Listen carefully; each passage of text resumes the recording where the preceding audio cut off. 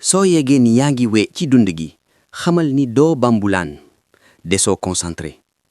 ñun ñépp xam nañu ngàkka ndax mooy rab mi gën a rëy mi maso dund ci sunu àddina rab yu rafet lañu yu ñuy faral di gis ñu nekk kenn wala ñaar rekk loolu dafa nekk ni rekk duñu dajaloo lu bari lu dul dafa am ñam ci seen wet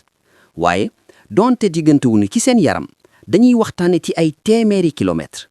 dañuy jëfandikoo ay kàddu yu diis yu nekk diggante 10 ak 40 hertz yuy law bu baax ci ndoxum géej ñu saf xorom mi kon dunduñu ci mbooloo mu takku waaye dañuy dund ci ab réseau yu lëkkaloo yu rëy te gi waxtaane saa su nekk waaye ci atum 1989 ay borom xam-xam gis nañu lu bees ci géej gi ndaxte ay machine yuy déedlu ci biir ndox hydrophone jàpp nañu woyu ngàkka waaye kàddu bu woy wi dafa nekk ci 52 hertz kon dafa dina nooy wala tiim aigu lu ñu miin. kon bi ñu boole xibaar yi ci ay weer yu bari xam nañu ban ngàkka la te gis nañu ni mooy rab mi gën a wér ci àdduna si ngir leeral leen ko faaw ngeen xam ni ngàkka yi dañuy faral di waxante ci kàddu yu nekk diggante 10 ak 40 hertz kon bu ngàkka bi di yónne ay bataaxal ci jarum 4 ak 2 hertz kenn du ko dégg kenn du ko xam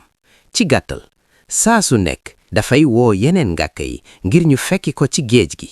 waaye du gis kenn loolu sax yoon wi ñuy jaar migration dëggal na weet gu tàng gi mu nekk ndaxte du tukki ci jamono ji tukki yeneen ngàkka yi bokkul ci benn mbooloo kenn du ko dégg at mu nekk dafay dox ay junni kilomètre di ànd rekk ak ay jën yu ko wër te mënul jaxaso ak moroomi ngàkka waaye ci atum 2010 lépp soppiku na ay bataaxal signaux yu ni mel feeñ nañ ci ay machine yu soriwante lool ci suuf si ba mënul nekk kenn rab moo leen yónne ci benn jamono ji ci gàttal ñu ngi jàpp ci biir géej gi ngir yoonu njëkk ñaari wooy yu nekk ci jarum 4 ak 2 hertz